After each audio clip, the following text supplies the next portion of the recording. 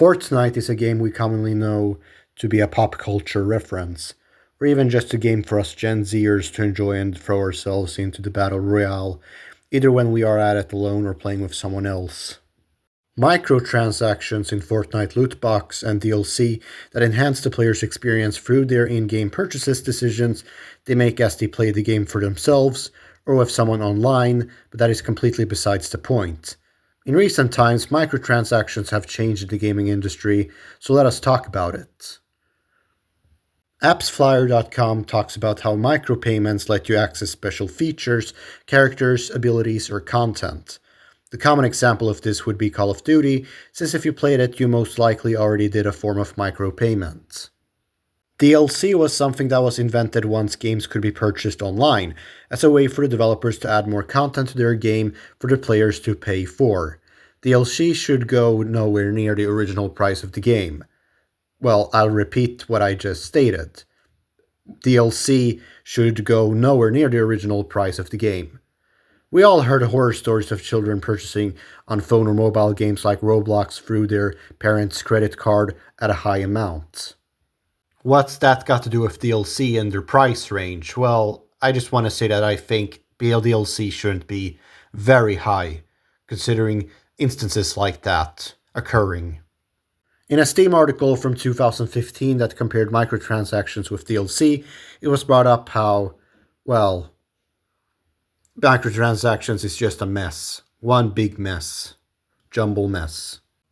Well, except for service games. They are very important in making money from free-to-play games. They are necessary in this day and age because games are no longer sold in discs, digitally or whatnot, since the 7th generation in gaming where PlayStation 3 killed the console wars. Scott made a video called Xbox 360 versus PlayStation 3 Multiple Generations for a very deep dive into the topic. Check it out. Genshin Impact, for instance, is a kind of game you can play on your mobile phone and also on the consoles. According to a YouTube video uploaded in 2023, microtransactions and how they started, Plague's modern games, Capcom to multiplayer games getting revamped for real money, always been a part of gaming in one way or another. PC gaming got into a mix and then we would not have to buy our games through arcade games. Too much unchecked hands at the hands of the publishers could lead to a heavy increase in price. Overwatch, released back in 2016, was a big deal. Even Elon Musk acknowledged its existence back when it came out or was announced, or, back when it came out around that time. Anyway, now for my arguments why microtransactions are bad. The first one would be that Skylanders would work in theory. Back when I reviewed Crash of the Titans on this YouTube channel, someone pointed out it looked like a slightly better Skylanders game. Keyword being slightly. People who are into collecting toys will be in for a good service since they get what they pay for in essence, while gamers tend to argue that the levels themselves being soft-locked behind DLC locked walls due to your needing said toy to unlock it. You could argue that the game made you rethink what you purchased in Skylanders before you purchased said toy.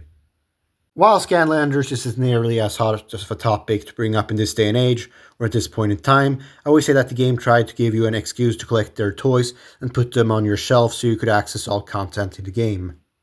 On the other hand, we have online strategy games, which is my second argument. League of Legends is the exception. This game has no microtransactions. It is the ultra exception to the rule of games. However, the reason this is my second argument is because there are still major publishers who respect the gamer's wishes by not making microtransactions nearly as mandatory on single-player games.